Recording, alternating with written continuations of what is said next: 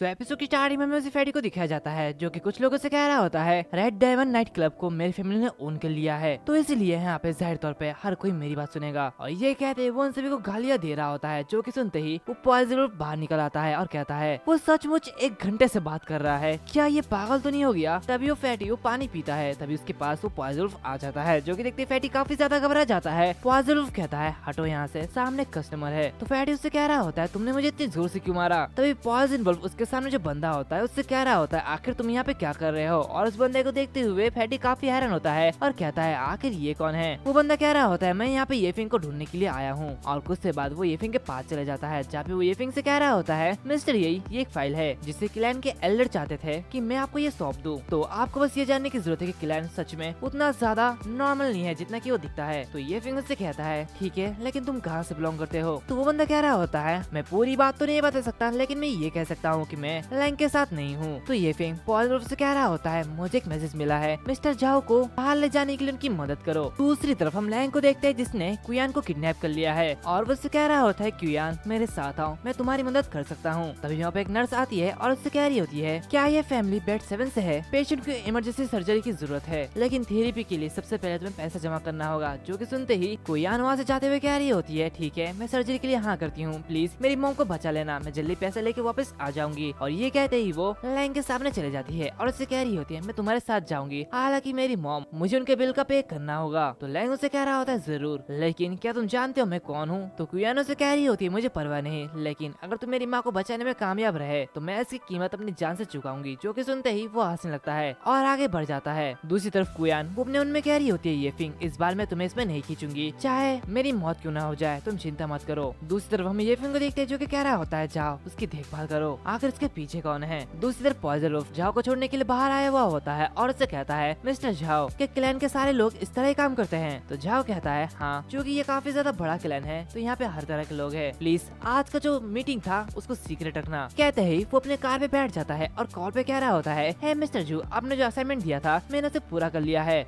लेकिन क्या ये फिंग इतना ज्यादा इम्पोर्टेंट है। तो दूसरी तरफ से आवाज आती है मैं कई सालों से इस क्लैन में हूँ और यहाँ पे हमेशा नए चेहरे सामने आते हैं, हालांकि इनमें से कोई भी ये फिंग के साथ कम्पीट करने में एबल नहीं है। तो तुम्हें समझ में आ गया मेरा कहने का मतलब क्या है। ये सुनते ही जाओ कह रहा होता है ठीक है मैं समझ गया, हालांकि अगर लोगों को पता चल जाए कि फोर्थ सन के प्लान वो लीक हो गया तो क्या होगा। तो दूसरी तरफ से आवाज आती है अगर मैं गलत नहीं हूँ तो फोर्थ सन ये फिंग के हाथों मारा जाएगा। और हम देखते हैं कि वहाँ पे ये फिंग का छोटा सा टुकड़ा भी होता है जो कि ये फिंग सुन लेता है। तभी वहाँ पे पॉइजन वुल्फ आता है और उससे कह रहा होता है मास्टर आपने मुझसे कहा था कि डिमोनिक प्लेनेट में वापस जाने के लिए हमें इन लोगों की मदद करने की जरूरत है, लेकिन क्या ये सच में भरोसेमंद है। तो ये फिंग उससे कह रहा होता है पूरे दिन किलिंग और वायलेंस के बारे में मत सोचो, तुम्हें अपने दिमाग को यूज करना भी होगा। वांगे ऑफ द लीफ भी हमारे यूज करना चाहते हैं, वो चाहते हैं कि हम उनका ट्रेनिंग सब्जेक्ट बने और वो हमारे नॉलेज का यूज करेंगे, लेकिन ये ठीक है क्योंकि हम किसी भी तरह से उनसे फायदा पा सकते हैं और वे अभी भी हमारे साथ कुछ भी नहीं करेंगे। जो कि सुनते ही पॉइजन वुल्फ से कहता है अच्छा तो आप ये कह रहे हैं कि दोनों में से एक वांगे ऑफ द लीफ और क्लैन हमारे साथ ही काम करेंगे चाहे कुछ भी हो जाए। ये फिंग कहते हैं हाँ ये सही है, अगर वो खुद ही डायरेक्टली इसे भेजे तो इसे एक्सेप्ट क्यों नहीं करेंगे। तभी उसे किसी का कॉल आता है जो कि देखते ही वो कह रहा होता है मुझे लगता है कि फोर्थ सन का मुझे धमकाने के लिए एनजी को किडनैप करने का प्लान वो सच था। और ये कहते वो इस कॉल को उठाता है,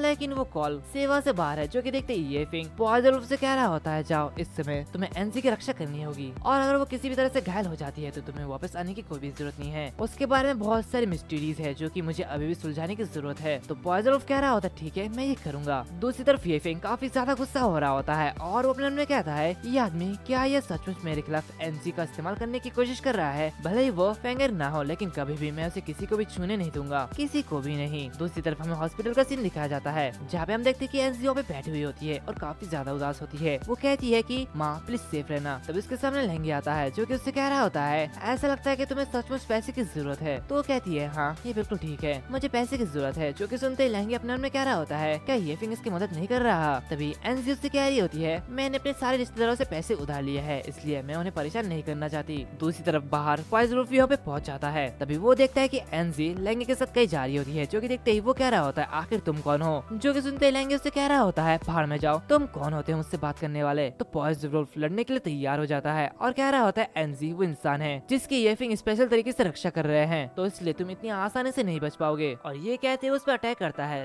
लेकिन लहंगे उसे ब्लॉक कर देता है। जो कि देखते हुए वो काफी हैरान होता है। तभी लहंगे उस पे बहुत ही जोरदार हिट करता है जिसकी वजह से वो काफी ज्यादा दूर चले जाता है। जो जो कि देखते ही वो अपने मन में कह रहा होता है ये लड़का काफी ज्यादा मजबूत है, मुझे किसी भी हालत में एनजी को बचाने की जरूरत है। ये कहते हुए फिर से फाइट बैक करता है और चिल्लाते हुए कह रहा होता है एनजी यहाँ से भाग जाओ, लेकिन तभी लैंग उसे जोरदार किक मारता है और ऊपर जाते हुए और एक किक मारता है, जो कि देखते ही एनजी चिल्लाते हुए कह रही होती है रुक जाओ और अब मत लड़ो। ये देखते ही लैंग से कह रहा होता है अगर तुम्हारी मॉम बीमार थी तो तुमने ये फिंग से पैसे उधार क्यों नहीं लिए। तो ये सुनते ही वो कह रही होती है मैं समझती हूँ कि वो भी हार्ड टाइम से गुजर रहा है और इसलिए मैं उस पर पूरी तरीके से डिपेंड नहीं कर सकती। मैं अपने आसपास के लोगों को नुकसान होते हुए नहीं देखना चाहती। क्या तुम मुझे अपने साथ ले जाना नहीं चाहते? मैं तुम्हारे साथ जाऊंगी। तो लैंग पॉजिटिव रूप से कह रहा होता है क्या तुमने देखा ये वही है जो कि मेरे साथ जाना चाहती है और इसी ने सबसे पहले मेरा रास्ता रोका। ये बिल्कुल एक कुत्ते की तरह है जिसे अपने मालिक के जरिए ट्रेनिंग करने की जरूरत है। ये फिंग ये इसका जिम्मेदार होगा। वैसे तुम्हें छोटी सी लड़की के लिए ग्रेटफुल होना चाहिए क्योंकि उसने तुम्हारी जान बचाई। तभी एनसी कह रही होती है वैसे मेरे मॉम के बिल के बारे में क्या? तो लैंग उसे कह रहा होता है मैंने जो कहा वो करूंगा, इसका तुम्हारी मॉम से कोई भी लेना देना नहीं है, मैं कुछ ही देर में उस बिल को पे कर दूंगा। तो चलो अब यहाँ से चलते हैं। एनसी कहती है अंकल आप तो अच्छे इंसान हैं, मैं आपके साथ जाऊंगी, लेकिन अगर तुम ये फिंग को नुकसान पहुंचाने के लिए मेरा इस्तेमाल करना चाहते हो तो मैं खुद को मार डालूंगी। दूसरी तरफ हम देखते हैं कि ये फिंग कल्टीवेशन कर रहा होता है। तभी वो अपने मन में कहता है ब्लड स्लेव वो बुरी तरीके से मारा गया तो इसीलिए मुझे अपनी एनर्जी को वापस लाने की जरूरत है। लैंग परिवार का फोर्थ सन से निपटना आसान नहीं होने वाला। तभी उसे कॉल आता है जो कि देखते ही वो कह रहा होता है क्या ये तुमने क्या कहा? और ये जो कॉल होता है ये लैंग का होता है। वो उसे कह रहा होता है तुम जरूर मरने वाले हो और ये कहते ही वो वहाँ से गायब हो जाता है और कुछ देर बाद वो लैंग के बोट पे पहुंच जाता है जहाँ पे लैंग उसे देखते हुए कह रहा होता है अच्छा तो आखिरकार तुम यहाँ पे आ ही गए। ये फिंग उसे देखते हुए उसे कहता है आज का दिन तुम्हारा मौत का दिन होने वाला है। जो कि सुनते लैंग से कह रहा होता है क्या सचमुच तुम्हारे पास कोई भी स्किल है या नहीं? तभी ये फिंग उसकी तरफ बढ़ते हुए कहता है मैं जो कहता हूँ वही करता हूँ। तो लैंग उसे कह रहा होता है अच्छा तो उस कबर में तुम्हारा स्वागत है जो कि मैंने स्पेशली तुम्हारे लिए बनाई है। और जैसे ये फिंग वहाँ पे आता है वो काफी साधारण होता है। उसके सामने एनजी लेटी हुई होती है। उसे देखते ही वो अपने मन में कह रहा होता है वो अभी भी सांस ले रहा है लेकिन ये आदमी आखिरकार क्या करना चाहता है। तभी वहाँ पे लिन लैंग भी बंधी हुई होती है। तभी लैंग उस पर्दे को हटाता है और हम देखते हैं कि इस कबर में फौज जरूर होता है। लैंग कह रहा होता है ये गद्दार झाओयांग ने मेरी पूरी प्लान का आधा हिस्सा ले लिया और तुम्हें बताने के लिए इंतजार नहीं कर सका। मुझे लगता है कि मैंने तुम्हारे लिए जो सरप्राइज रखा था वो बाहर आ गया। ये फिंग उससे कह रहा होता है आखिर तुम क्या करना चाहते हो? तो लैंग कहता है मैं शादी को खत्म करना चाहता हूँ, तुम इस शादी के अंतिम संस्कार में शामिल होंगे और इस शादी को पूरा करोगे। ये देखते ये फिंग गुस्सा होते हुए उसे कह रहा होता है सचमुच घोस्ट मैरिज ये तुम क्या कह रहे हो? तो लैंग हंसने लगता है और उससे कह रहा होता है अब तुम्हारे साइड कोई नहीं है। ये फिंग जब तक डोंगशुंग एर को पाई फैमिली के लाइफ और मौत की परवाह नहीं थी तब तक वो तुम्हारे साथ था। मैंने लोगों को पाई फैमिली का सफाया करने के लिए भेजा और इसीलिए यहाँ पे तुम्हारी मदद करने के लिए कोई भी नहीं है। तो ये फिंग लड़ने के लिए तैयार हो जाता है और उससे कहता है ये उस चीज के सामने कुछ भी नहीं है जो कि मैंने डिमोनिक प्लेनेट में फेस किया था। तो चलो अब लड़ते हैं। एंड इसी के साथ साथ ये जो एपिसोड है वो भी यहाँ पर खत्म होता है। उम्मीद है तुम्हें ये एपिसोड अच्छा लगे। लाइक करना, शेयर करना, सब्सक्राइब करना मत भूलना। मिलते हैं अगले वीडियो में, तब तक के लिए बाय बाय।